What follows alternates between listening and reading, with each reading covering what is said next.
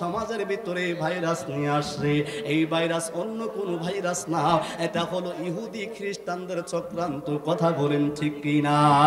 আব্বুজিরা আমার বলতেছিলাম, তাইলে কবরের আপন হলো আমার নবী, হাসরের আপন যিনি তিনি আমার নবী, মিজানের আপন যিনি তিনি আমার নবী, ফুলসেরাতের আপন যিনি তিনি আমার নবী।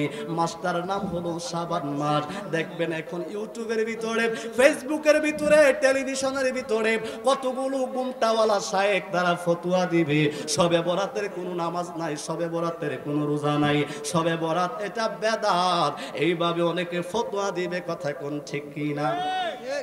আসলেও তাদের কথাটা কিছুটা ধরা যায়। কোরআন হাদিসের সরাসরি ডাইরেক্ট শবে বরাত শব্দটা নাই। কেমনে থাকবে?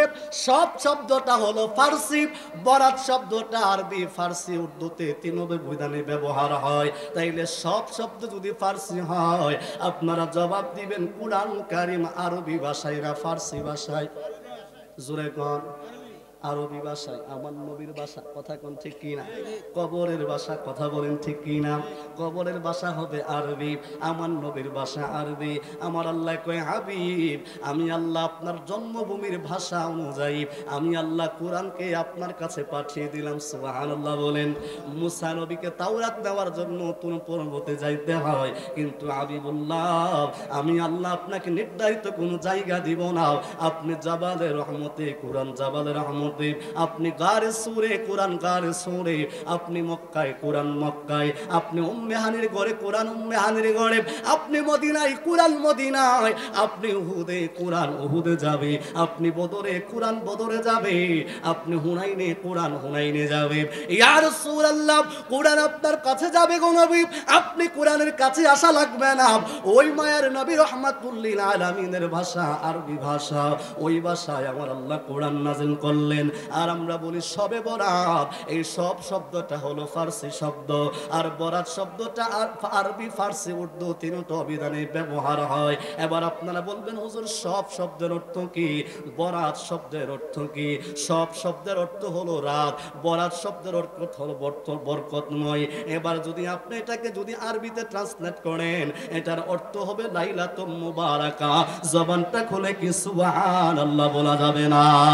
লাইলাতুম মুবারাকার কথা কোরআনে আছে, লাইলাতুম মুবারাকার কথা হাদিসে আছে। আম্মা জান আয়েশা সিদ্দিকা বলেন, একদিন মায়ার নবী নূরের নবী আমার হুজরা মুবারকের মধ্যে তাশরিফ আনলেন। আম্মা জান আয়েশা কয়, কিছুক্ষণ পরে আমি দেখলাম নবী আমার বিছানায় নাই। আমি বড় ভয় পেয়ে গেলাম। আমি আয়েশার কাছে আমার নবী কোন কষ্ট পেল কিনা, আমি আয়েশার কোন আচরণ নবী দুঃখ পেল কিনা। আম্মা জান আয়েশা ডাক দিয়া কয়, জগতের মানুষ আমি আবার নূরের নবীকে খোঁজার জন্য বের হয়ে গেলাম। এবার অনেকে মনে করবে আম্মা জান আয়েশা কি অন্যান্য বিবিদের করে চুপি দিয়েছেন না। মা আয়েশা কয়, আমার নবী যে রাস্তা দিয়ে যাইতো ওই রাস্তার মধ্যে মেশকে আম্বরের গ্রান করতে। বলেন সুবহানাল্লাহ। আর জবান খুলে কোন আল্লাহু আকবার।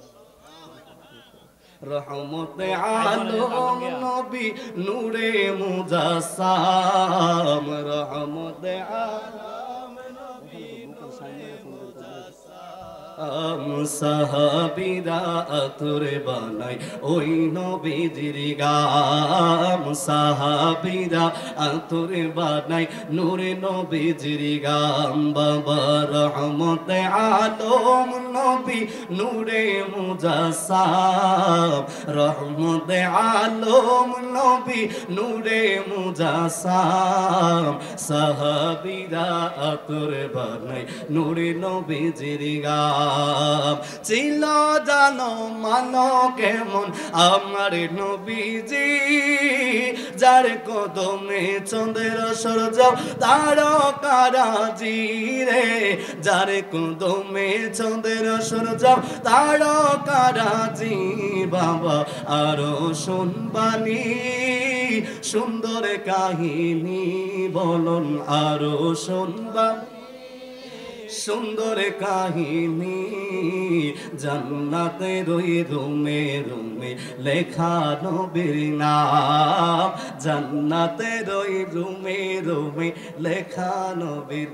বাজান আমি জানি আপনারা আমার সাথে বলতে হয়তো স্বাচ্ছন্দ্য বোধ করতেছেন না, কেন?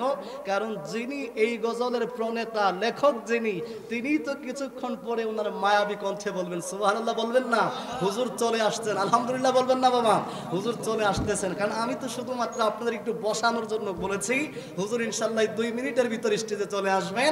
সুতরাং আপনারা হুজুরের জবান থেকে নাতে রাসূলগুলো শুনে আরো তৃপ্তি পাবেন। কথা বলেন ঠিক কি না? জবান খুলে বলেন ঠিক কি না? আজকের মাহফিলে আমরা বড় খুশি, কারণ এই মাহফিলে একজন এসেছেন আওলাদে রাসূল, আরেকজন এসেছেন সাচ্চা আশিকে রাসূল। বলেন না সুবহানাল্লাহ? আরে বাবা, নামের আশিকে রাসূল তো লিখতে গেলে পুস্তারে আশিকে রাসূল, মাশুকে ইলাহি অনেক লেখা যায়। প্রকৃত আশিকে রাসূল যারা, ওনারা আমার নবীর শানে নাত লিখতে লিখতে জীবনটা হয়রান করে দিয়েছেন। কথা বলেন ঠিক কি না? এমন একজন আশিকে রাসূল ছিলেন, যিনি ছিলেন ডক্টর মনজুর আহমদ আল রিফাই। কথা বলেন ঠিক কি না? কত চমৎকার কাসিদা লিখেছেন। নবীজির গোলামের, মাওলাজির গোলামের কোনো চিন্তা নাই, চলো নবীজির জান্নাতে মদিনাতে যাই, চলো নবীজির জান্নাতে মদিনাতে যাই। কথা বলেন ঠিক কিনা? নবী মলিব আমি গোলাম, তার মন সপিয়া কিনা পেলাম। নবী মলিব আমি গোলাম, তার মন সপিয়া কিনা পেলাম। দুনিয়া খেড়ে যেন আমি, দুনিয়া খেড়ে যেন আমি শুধু তারি গুনগান গাই, চলো নবীজির জান্নাতে মদিনাতে যাই, চলো নবীজির জান্নাতে মদিনাতে। বাবা, এই কাসিদাগুলো পড়লে ভালো লাগে কিনা? জুড়ে কোন ভালো লাগে কিনা? বলতেছিলাম আম্মা জান আয়েশা সিদ্দিকা রাদিয়াল্লাহু তাআলা আনহা হুজরা মুবারক থেকে বের হয়ে আমার নবীজির খুশবু মুবারকের দিকে ছুটা শুরু করলেন। আম্মা জান আয়েশা সিদ্দিকা কয়, জগতের মানুষ শোনো, আমি আয়েশা এবার যাইতে যাইতে আমি যা দেখি আমার নূরের নবী, মায়ার নবী জান্নাতুল বাকির গেটে দাঁড়ায় আমার নবী দোয়া করতেছে। জোরে জোরে কি আল্লাহু আকবার বলা যাবে না? মায়েশা ডাক দিয়া কই, আমি দেখি আমার নূরের নবী, মায়ার নবীজি আমার জান্নাতুল বাকির গেটে দাঁড়াইয়া আমার নবী দোয়া করেন। বাবা, মায়েশা সিদ্দিকা কই, আমি নবীজিকে দেখলাম, আমার নবী রাহমাতুল লিল আলামিন আমার হুজরাতে আসলো। নবী আমার ডাক দিয়া কই, আয়েশা, ও আয়েশা, আয়েশা রে আমার, তুমি কি মনে করেছিলা তোমার নবী তোমার উপরে অবিচার করবে রে আয়েশা? মায়েশা কই, নবী গো, নবী গো, নবী গো, আমার মা বাবা আপনার কদমে কুরবান গো নবী, আল্লাহর কসম আমার ভিতরে এমন খেয়াল আসে নাই, তবে আমি আয়েশা বড় ভয় পেয়েছিলাম আমার নূরের নবী আমার খেদমতে কোনো কষ্ট পাইলেন কিনা, আমার নূরের নবী আমার খেদমতে, আমার নবীর খেদমতের কোনো ত্রুটি হয়েছে কিনা গো নবী।